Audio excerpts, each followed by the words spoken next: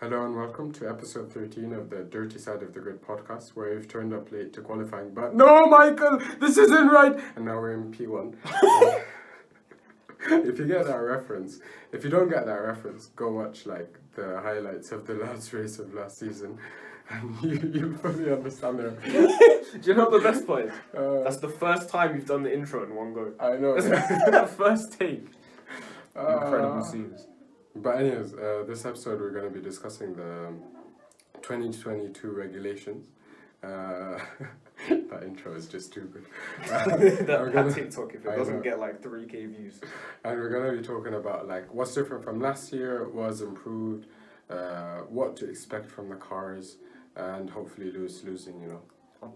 Bro, you can't keep using that same thing for No, but your you've face done is it like just 4 times in 5 minutes. Your face is too funny. Your face is too funny. If you start reacting, I'll stop doing it. It just annoys you too much, doesn't it? Oh, I see. Anyways. Right. Language. Nah, you didn't hear that, it's fine. You didn't hear it. Anyways, where are we starting? Alright, well, I guess the main thing that we've mentioned quite a few times as part of the regulations, and one of the main things is the... Shall we start with the... We'll go over the aero, because it's what makes the cars look different.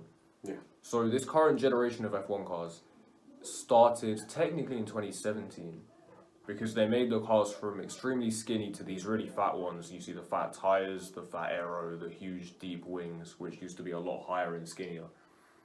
And these were made just to make the cars faster. They just wanted F1 cars to be a bit quicker, but it kind of ruined the racing.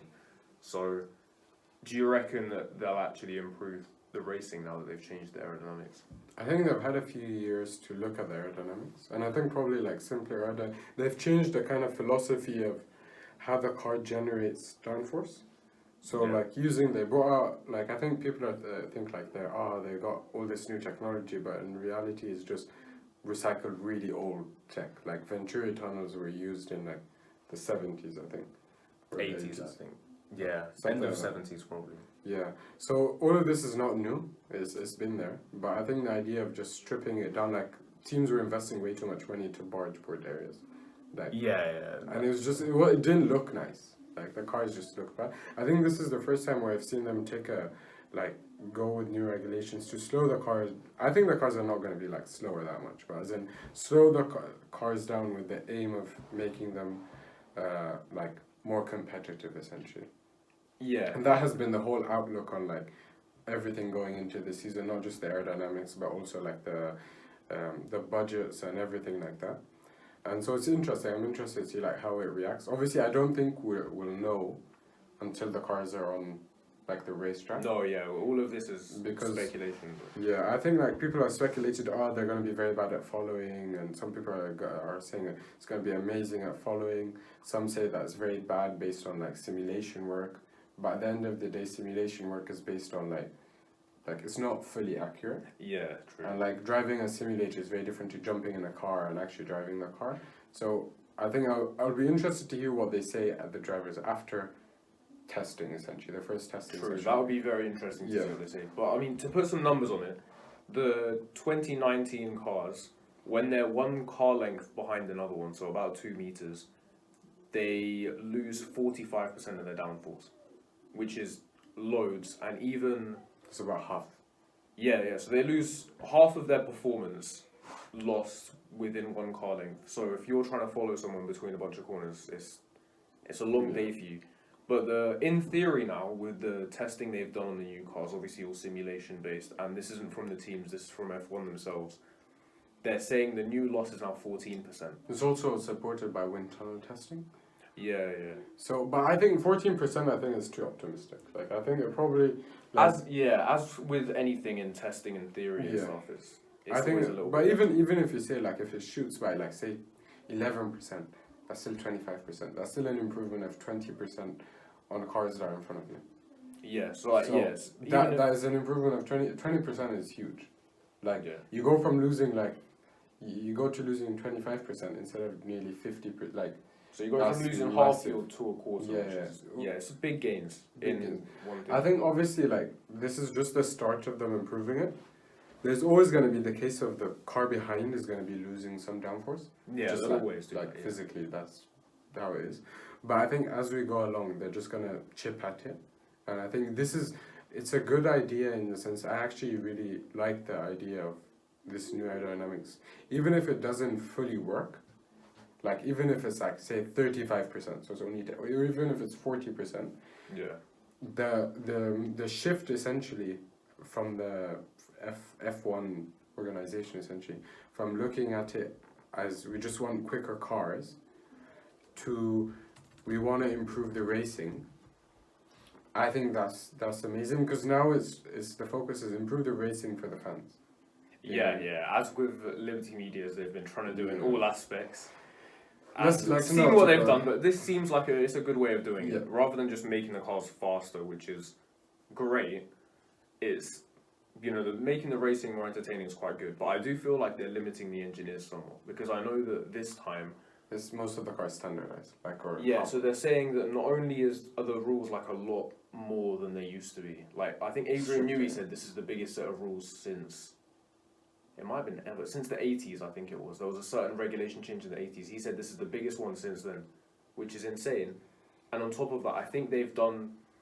If certain teams find like loopholes that F1 is not a fan of, I'm pretty sure they can just cut them off immediately. Like you don't have to. They don't say anymore. Oh yeah, you get this for the rest of the year. They just say right, we don't like that. We're gonna get rid of it. Yeah, I think I don't like. They're going more towards like say IndyCar, where it's becoming more of a spec series, which I totally did, because like Formula One is about which team has the best car, and that's not the case in other formulas. And like by you essentially doing the standardizing like the gearbox and standardizing like so many aspects of the car, where can we actually gain performance? Yeah, so a spec series, I just realised people might not know what that means. A spec series is when you have like, imagine everyone is driving a Nissan Micra.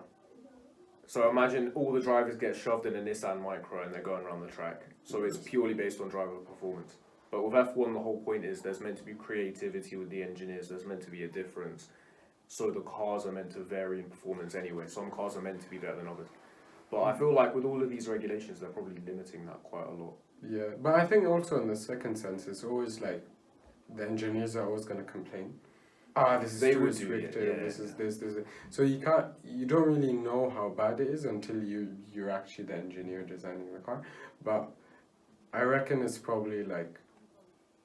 I don't think it's that bad, but we don't really know. So okay. Well, two things that we do know will be it's one of them's more certain than the other one. We'll start off with the less certain one.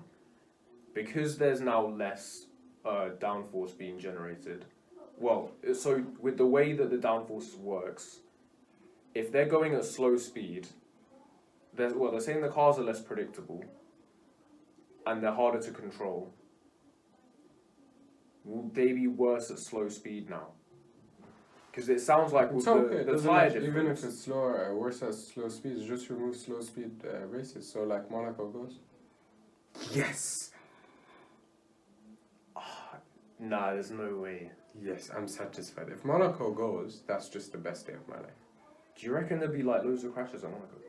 Because the thing is, so what I'm trying to say is like with the tyre performance and the way they've changed that, we'll kind of mention it in a little bit later. I was just joking. On top of the change in aero, if the car's more unpredictable and they're easier to crash at slow speed, and they're harder to control and all of this rest of the stuff, I'm sure that they'll try and change things. Yeah, new regulations will come in, obviously. New regulations. Yeah, and the car setups will change and blah blah and all of this and tyre pressures, but like. F1, I think one thing is F1 has all the data that comes from the teams in general. They can look at all the data. Yeah. So they can look at all the data and be like, okay, like, say like this is the read. And they have like loads of engineers like just focusing on like all of this stuff. So I think like over the next few years, you expect that the regulations are a bit flawed, like very flawed. Yeah. And then like over 6-7 years, they kind of extract the most out of these regulations. So like Mercedes extracted the most probably out of the last 8 years. And then going into the next regulations, you get like same thing, totally new regulations. A lot of stuff is unexplored, and then like so on and so forth. Yeah, I mean, and then the second thing, that's I can definitely word a bit better. Without all of these like little pieces of the barge board in the front wing, because everything's a lot simpler now. damage means that you won't get these little bits of carbon fibre flying onto the track. So if there's less debris, does that mean now we'll get less, VSCs, safety cars, that kind of thing? Because they won't need that many marshals to clean up the track anymore. I like how you wrote less bits equals less. I'm trying to put it simply in my notes. But I get what I mean. Like, obviously, if something breaks, it's going to be something critical now. It's not going to be like... Like, say if your barge board area broke off, it's obviously, it's important, but it's like you can still go on. But, like, Max got, 9th or something. Yeah, but, it was very slow. But as in, he had, very, very bad damage. But as in, you don't get a lot of these, very fiddly bits. And so you don't get these tiny pieces of debris everywhere. Rather, if a front wing breaks, a front wing broke. Yeah, and, you go in, you grab the front wing, and then you you leave. So I think in terms of this, it's probably safer for the marshals, the drivers, and everyone involved. Probably you won't see bits flying about and stuff in people's faces.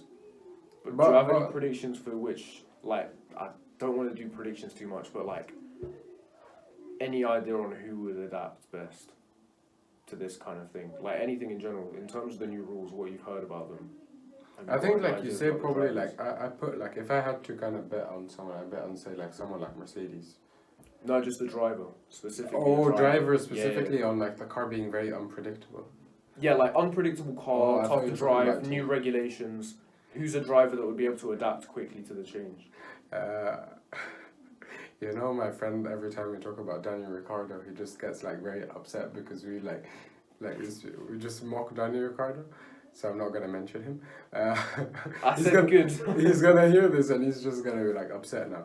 I think probably Max is probably the best, based on how he's driving right now, and based on everyone who drove the Red Bull essentially said is extremely unpredictable, extremely hard to drive. And he was extracting the most out of it. Obviously, it was geared towards him at that point. But I'd say out of everyone right now, I'd say the two who are most likely going to extract the most out of it are Lewis and Max. Just purely because they're just way ahead of everyone. Yeah, but that's boring and obvious, so let's... If I had to say someone else, okay, outside Lewis and Max. Yeah, because that's... of course they would. Fernando Alonso, probably. Okay. Well, looking at the list of drivers, I say the key thing that makes... Nicholas Latifi, I think he's going to extract the most. Why are you laughing? Nicholas is the king, bro. Why are you laughing? Why are you laughing? He's the king of F1, bro. He's the reason Max won his championship, bro. You should thank him. You should thank him. People have been posting, Max has his helmet. Yeah, it has the number 1 at the back. Oh, they just put Latifi's put the little axe. No, they put a little star next to it and it says "Thank you, Michael." I don't know. I thought of Michael Schumacher for some reason. I realised as soon as I said Michael, you're thinking of Schumacher.